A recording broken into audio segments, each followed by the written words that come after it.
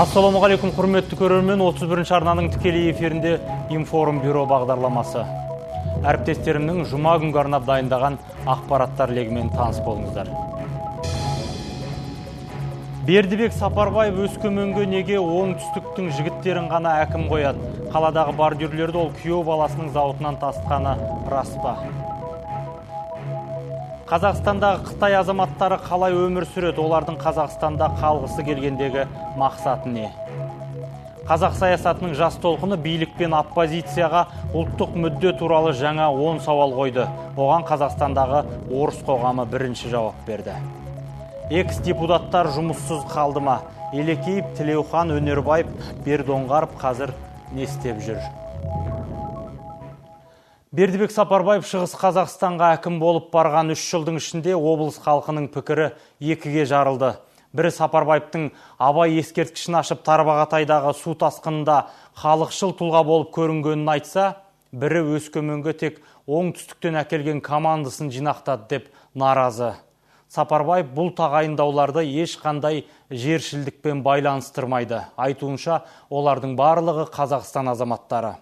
Лимара Салих ел көкейіндегі кейбір сауалдардың жауабын әкімнің өзінен сұрап қайтқан еді. Сапарбаев шығысқа кергелі не істеді дегенде, халықтың ең бірінші күле қалатына неге екені белгісіз Өскеменнің бордюрлері, я кәдімгі жол жиегіндегі тас бөгеттер.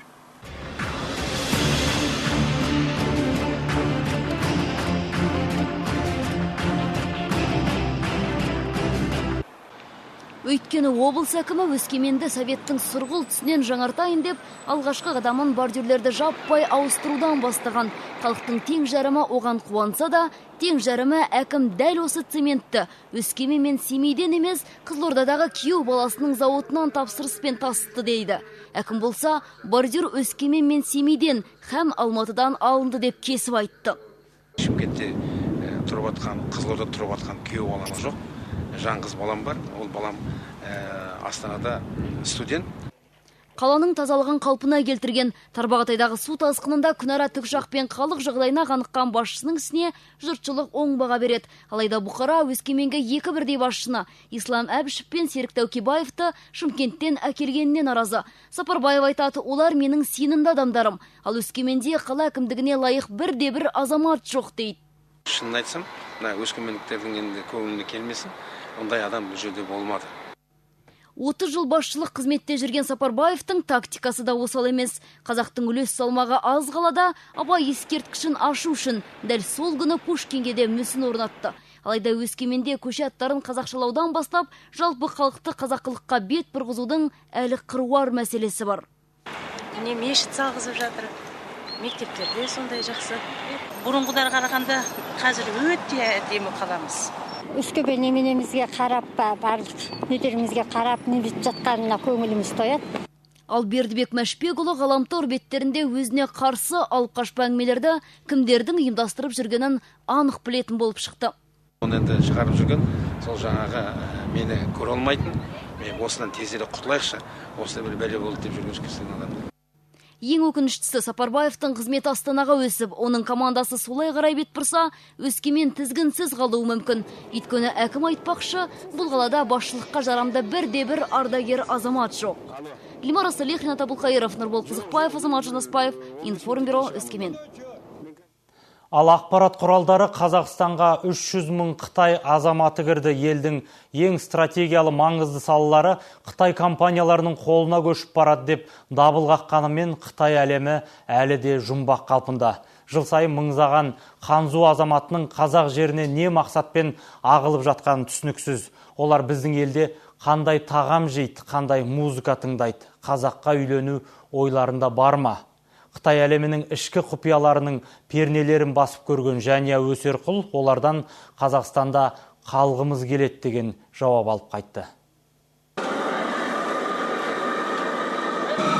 Қазақстанда оқитын қытайлық студенттері мен қызметкерлер өз елінің ащы-тұщы тамағын үнемі сағынып тұрады. Сол себепті 5000 жыл тарихы бар ымырасыз бәсеке нәтижесінде туындаған миллиондаған тамақ түрін еліміздің әр өңірінде ашылған Ханзу мейрамханаларындағы 5 аспап аспаздар жүздеген дәмдегіштерді қосып дайындайды. Қонақтарымыздың сұранысына ең көп бөлінетін атақты Пекин үйрегі сонымен қатар қуырылған жейсіз бе? Әлде буға піскені ме, немесе Синьцзян ұйғыр тамақтарын қалайсыз ба? Кез келгенін әзірлейміз. Бізде ханзулар тойлар мен банкеттерінде көп өткізеді. Ал бүкіл шығыс елдері жастарының ең сүйіп баратын жерлері караоке клубтары. Қытайлықтар оң қолында микрофон, сол қолында бір шөлмек сыра алып, махаббат әндерін шырқағанда көздері мүлдем жұмылып кетеді. Ал көгілдір экранда қиыннан қиысқан иероглифтер.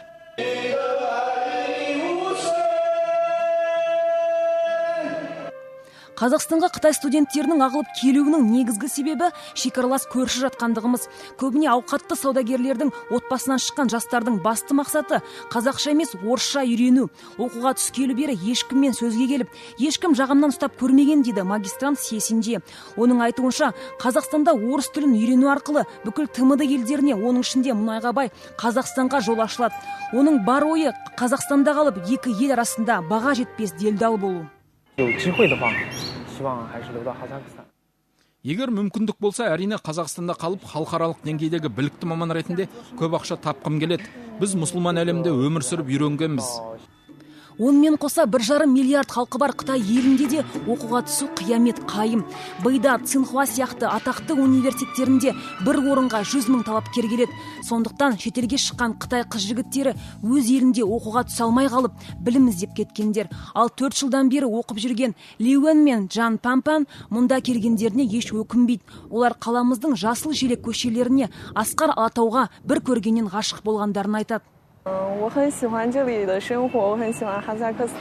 Мені Қазақстанның өмір салты, оның ішінде табиғаттың сұлулығы қызықтырады.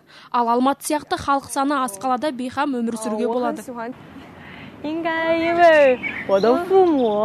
Әке-шешем тек қана ханзуға үйленуме ғана рұқсат береді. Ал Қазақстанда қалуыма олар қарсы емес. Біз алматылық студенттер үнемі топтасып, қайда жүрсек те бірге жүреміз. Қазақстанға келген әрбір студент Қытайда жұмыссыз қалудың қандай қасірет екенін түсінген. Сондықтан күн-түн демей тер төгіп оқуының басты себебі осы. Ал Қазақстанда Қытай инвестициясы күннен күнге батыс компанияларын мұнай-газ саласынан ығыстырып бара жатыр. Елімізде де соңғы жылдары Қытай елінен миллиардтаған доллар қарыз алуда. Сондықтан қазіргі Қытай жастары Қазақстанда өздерін жарқын болашақ күтіп тұрғандарына сенімді. Жания Өсерқұл, Думан Сүлейменов, Қайрат Әкімбаев, Информбюро, Алматы. Қытай экспансиясына қатысты зиялы қауым үндеуіне бір ауыз сөз қоспаса да, мәжіліс тарағалы экраннан да көрінбей кеткен экс-депутаттарды іздеушілер көп. Тіпті өздері жұмыссыз жүрсе де, елекейіппен сыздықып жұмыс тапты мекен деп елеңдейтіндер де жоқ емес. Бекболат Қайдосы, өнер байыпшы дейді бәрі. Биліктің қырына іліккен шығар. Нұр Отан кетті, Нұр Отан келді, партия қайда болса жеңіс сонда дейтіндер де аз емес. Қазір кімнің қайда жүргенін мақсат толықпай біліп отыр. Сонымен біз деген қалаулылар қайда жүр? Парламентте Петропавлдың атын қызыл жарға ауыстыру мен журналистер туралы заң қабылдауды көтерген Жарасбай Сүлеймен қазір жұмыссыз. Егемен Қазақстан газетіне мақала жазып тұрады екен. Бірақ тізімге енбей қалған өкпелемейді. Ал аңдамай сөйлеп аға буын әріптестерінің сынына талай ұшыраған ең жас депутат Тәңірберген Бердоңғаров туризм және спорт агенттігі төрағасының кеңесшісі болып кетіпті. Онысын өзі құпия ұстайды. Ал ең жылдам жұмыс таба қойғандардың бірі Ира Елекеев ағамыз. Ол кісі қазір Хабар телеарнасында көзқарас бағдарламасын жүргізіп жүр. Когда он сужается и становится бесконечно малым, то превращается в точку. Мәжілістің соңғы шақырылымда да сайланған Тито Сыздықов көкеміз бүгін зейнеткерлер қатарында. Бірақ экс-депутат өзін зейнеткер ретінде мойындағысы келмейді, әлде болса жақсы қызмет күтеді. Ал Бекболат Тілеухан не істеп жүр? Жұмыссыз жүру ол кісіге жараспас. Бір кездері Бекболаттың діни ұстанымы басқа деп Лама Шәріп әнші депутатты айыптап еді. Свидетель болғаннан қорықпайсыңдар. А Бекболат Тілеухан сақал қойғанда неге шошисыңдар? Былай қараңыздар. Әрлібел 20-шы ғасырда қазақтың ішінде сақал жоқ, қазақ та болыңыздар. Ырымға сақалсыз қазақ жоқ. Бірақ қазақ бар, сақалсыз олдар көрсе, ето аферист. Ал мәжілістегі орнымды босату мен үшін трагедия емес деген Нұрлан Өнербаев та еш жерге қызметке шақырылмағанына ренжімейді. Мәжіліс тараған күннен бастап жеке концерттермен айналысып жүр. Жақында Монғолиядағы бауырларымызға барып, өнер көрсетіп қайтыпты. Жаным сені сүйемін, бұған куә қайым. Ал бұрынғы депутат Уәлихан Қалижан ағамыз қайда жүр? Мұны өзінен сұрадық. Мен қазір Алматыда Қара шаңырақ, Мұхтар Омарханұлы Әуезов атындағы әдебиет және өнер директоры болып 3 айдан бері қызмет атқарып жатырмын.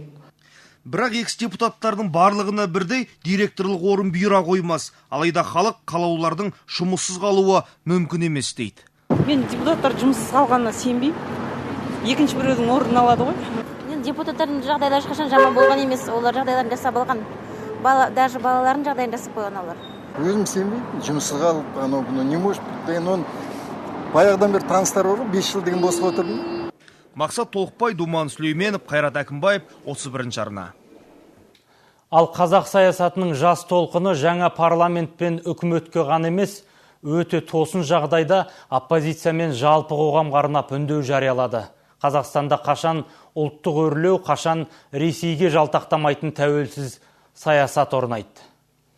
7 қазақ қол қойған үндеуде 7 атаның заманынан келе жатқан бодандықтың қамытынан құтылу мәселесі тұр. Үндеуде айтылған 10 сауалға қатысты ең әуелі Қазақстандағы орыс қоғамының төрағасы Бунаков пікір білдірді. Саясаткерлер мен сарапшылардан құралған бір топ жас толқын өкілдері бүгін билікке ұлттық мүддеме мемлекеттік тіл турасындағы 10 сауалын жолдады.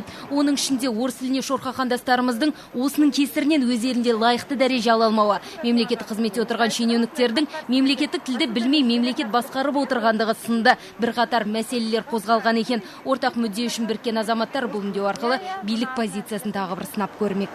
Елдегі 20-30% халықтың көңілін аулайды. Ол да дұрыс шығар. Олар да үлкен бір топ дейік. Бірақ енді сол 20-30% топтың сұрағын, көңілін айту үшін 70% халықтың мәселесін ысырып тастауға да болмайды ғой. Бұнда қисын жоқ ешқандай.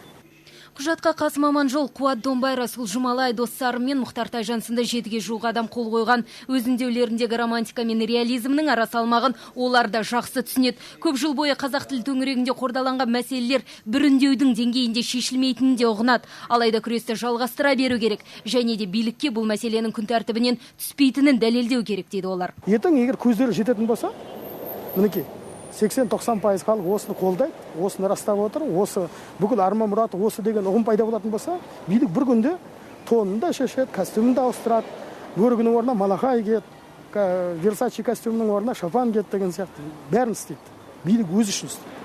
Бүгінде билік қоғамның талап тілектерінен әлдеқайда артта қалып келе жатыр дейді саясаткерлер. Шенділердің бірі ертеме кешпей мемлекет қазақ тілінде сөйлейтінін, қазақ тілі мәртебесіне жететінін біледі. Біле тұра өздері кеткеннен кейін ғана бұл үрдістің жүзеге асқандығын қалайды. Ал екіншілері 89 жылы қабылданған компромистік заңдарға қарайлап, үрей мен күдікке негізделген саясаттан ұстанады дейді ұлтжанды азаматтар. Қазақстанның баспасөзінде соңғы уақытта осы қазақ тіліне қарсы қазақ халқын кемсітетін бірталай арандатушы мақалалар жарық көрді. Оның ішінде жаңағы қазақ халқы өзінің тәуелсіздік үшін өмірінде күрескен емес, мемлекеттік құраушы ұлт деген бұл бос сөз, государство образующая нация, нонсенс дегендей мәлімдемелер болды. Бұл мәлімдемелермен жақсы келісетін Қазақстандағы орыс қоғамының төрағасы Юрий Бунаков қазақ тілі өз дәрежесін арттыру үшін әлі 25-30 жылға жет деп санайды. 70-ті желкелеп мінген ақсақал өмір бойы Қазақстанда тұрса да, қазақша бір тіркес сөзді ғана жаттап алуға шама-шарқы жеткен екен.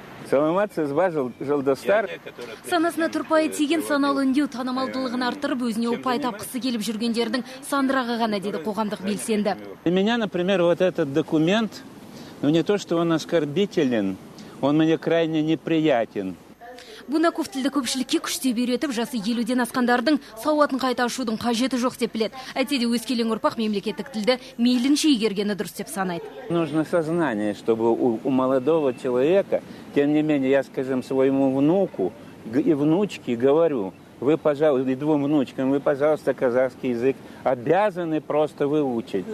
Үкіметке, парламентке және конституциялық кеңеске жолданған үндеуге 30 күннің ішінде жауап қайтарылуы тиіс. Жанар Жолтаева, Нұрбол Қызықбаев, Информбюро 1 арна, Алматыдан. Ағылшындарда мемлекеттің ұлы құндылықтары плакат болып қабырғада ілініп тұрмау керек. Мемлекеттің қабырғасына қалану керек деген бір нақыл бар екен. Алда көретіндеріңіз. Қазақ генералдары өз қолымен қазақ әскерін қалай құрды? 20 жылда ел қорғаудың стратегиясы мен тактикасы қалай жасалды? Айтыстан ең көп тұлпар мінген ақындар кімдер? Айнұр Тұрсынбаеваның 34 көлігінен асатындар бар ма? Бізбен бірге болыңыздар. Жезқазғанның тергеу изоляторынан қылмыстық топ қашып кетті. Әзірге құқық қорғау органдары қамаудағы күдіктілердің абақтының күзетінен қалай өткенін, қарауылға көрінбей қалай қашқанын хабарламай отыр. Қашқындар тобы жастары 21-25 аралығындағы азаматтар. Оларды іздестіруге Қарағанды облысы мен шекаралас өңірлердің барлық полиция қызметкерлері жұмылдырылуда. Ал қашқындардың бірі кісі өлтірген үшін қамалса, үшеуі ұрлық жасаған, тағы біреуі көлік айдап кеткен үшін айыпталған. Құзырлы орган қызметкерлері болса, темір тордың бергі жағында қашқындарға изолятордың жұмыскерлерінің жәрдем көрсетуі мүмкін деген жорамалды жоққа шығармайды. Мамырдың 4 күні таңғы сағат 5 шамасында Жезқазған қалалық ішкі істер басқармасы уақытша ұстау изоляторының кезекшілік нарядының тексеріс жұмыстарын жүргізу барысында камералардың бірінен 21 және 25 жас аралығында 5 тергеу бойынша қамауға алынғандардың жоқ екені анықталды. Биыл Қазақстан қарулы күштерінің құрылғанына 20 жыл. Тәуелсіз елдің армиясын құруды қолға алған еліміздің алғашқы қорғаныс министрі Сағадат Нұрмағамбетов сол кезеңде зейнеткерлік демалыста болғанын біреу білсе, біреу біле бермейді. Әскер басына келген Нұрмағамбетов Кеңес одағы базасында құрылған әскери бөлімдерді тәуелсіз Қазақстанның қарулы күштері етіп қайта жасақтады. Одан өзге қарулы күштерге еңбек сіңірген генералдар кімдер еді?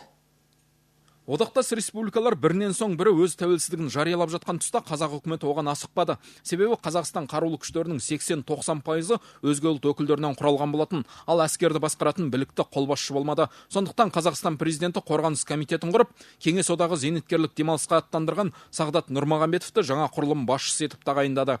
Украинада, например, айтты, қайтадан ант аласыңдар. Наверное, с Украины. А қалай біз ол украинецтерді, орыстарды бізге жүрген айтуға, от сендер Россия мен Украина қарсы боласыңдар, біздің қазақтардың антын аласыңдар. Сосын Нұрсұлтан Әбішев айтты, оны біз қоя тұрайық. Қорғаныс комитетінің басшысы әскери гарнизондарды аралап, офицерлердің жұмыс орындары, бұрынғы барлық әлеуметтік жеңілдіктер сақталатынын жеткізді. Онымен қоса генерал шені қазақтармен қатар өзге ұлт өкілдеріне де берілді. Содан кейін олардың сенімі арта бастады. Дереу кадр мәселесін қолға алған Сағдат Нұрмағамбетов өзге республикаларда жүрген Әлихан Жарболовты Алматы полкының командирі, Бақытжан Ертаевты дивизия командирі, Мұхтар Алтынбаевты әуе қарулы күштерінің қолбасшысы етіп тағайындады. Ал алып державаларды алаңдатқан еліміздегі ядролық оқтұмсықтар болатын. Америка, Китай, Великобритания, Франция бізді егемендік ел, границамыз біздің шекара ешкім тимейді, признание границаны. Сосын біздің егемендік ел екенімізді қабылдасаңыздар бәрін, сонда ғана біз ядерный оружие. Онда біз ядерный оружиедан отказ береміз. Бүкіл әлем Қазақстанды тәуелсіз ел деп мойындағанымен мол қару жарақпен байтақ жерді қорғайтын әскер болмады. Өзге республикаларға ант беруден бас тартып елге оралған офицерлердің бірі Марат Ысқақов. Оның айтуынша тіпті әскерді жаттықтыруға жұмсайтын жанармай болмаған. 1992 жылы мен Қазақстанға ауысу туралы рапорт жаздым. Мұнда келген кезде әскери бөлімдер қайта құрылып, көптеген офицерлер елдеріне қайтып жатты. Кадр тапшы, әскери дайындықты нығайтатын материалдық құндылықтар болмады. Тіпті керосиннің өзі тапшы болатын. Елімізде әскери оқу орындары құрылып, маман даярлау мәселесі қолға алынды. Осылайша Қазақстан әскері қажетті мамандармен толығып, жарақталды. Мұхтар Алтынбаев, Бақытжан Ертаев сынды тағы басқа Сағдат Нұрмағамбетовтің ізбасарлары қорғаныс саласының әлеуетін арттырып, кәсіби біліктілігін көтерді. Бізде қайта жөндеуден өткен және жаңа ұшақтар мен тікұшақтар бар. Ұшу құрамының деңгейі батыспен бірдей. Әр ұшқыш жылына 100 сағаттан ұшады. Бұл үлкен жетістік, Кеңес одағында ондай болмаған. Ал саясаттанушылар қазақ әскерінің заманауи техникамен жарақталуы ойдағыдай болғанмен екі кемшілігі бар дейді. Біріншіден әскери тәжірибесі жетіспейді, екіншіден саладағы жемқорлық тиылмай келеді екен. Жалпы қазіргі Қазақстанның армиясының жағдайы жаман емес. Ол кәсіби армия, мөлшері 70% ол сержанттар мен офицерлер. Яғни олардың жұмысы әскери еңбек.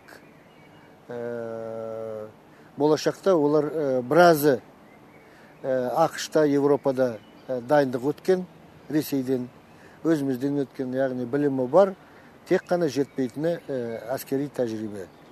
20 жыл ішінде әскеріміз білікті, кәсіби деңгейі жоғары, қуатты қорғанға айналды. Жарақталуда заман талабына сай. Еліміз тәуелсіздігіне жеріне де қауіп жоқ. Ұлан Тәліпбай, Думан Сүлейменов, Информбюро, 31 телеарна. Ал бүгін Алматыдағы Мұқағали Мақатаев атындағы 140-шы мектеп гимназияда 50 оқушы жас ұлан ұйымының қатарына қабылданды. Бастауыш сыныптардың ең үздік оқушылары білімді ғана емес, ел сүйгіш азамат болып өсуге ант берді.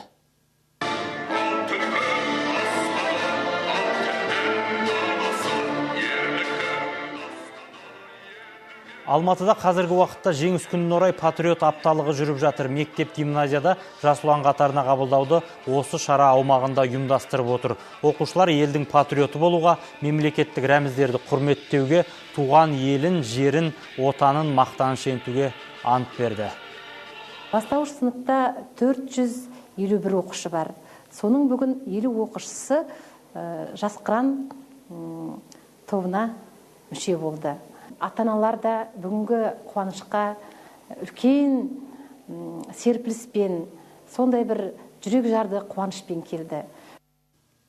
Халықтың сүйікті айтыскерін айналған Айнұр Тұрсынбаева бүгінгі күнге дейін 34 темір тұлпардың иесі атанып, ең көп жүлделі болған ақынға айналып отыр екен. Оның рекордына 20 жылдан аса айтыста жүрген Аманжол Әлтаев та, талай ақын онымен айтысуды армандайтын Балғынбек Имашев та жете алмай жүр екен.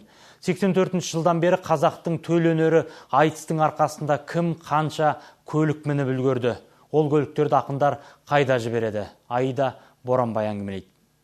Дін Мұхаммедтің тойына сен тоқал іздеп кеппедің. Менің апамды менсінбей білмеймін қайда беттедің. Елуге келген әкеңе қыз жібек тиет деп бедің. Бұл халықтың махаббаты мен ықыласына бөлінген айтыстың көркін келтіріп жүретін Айнұр Тұрсынбаеваның кезекті ақындар сайысында өнер көрсетуі.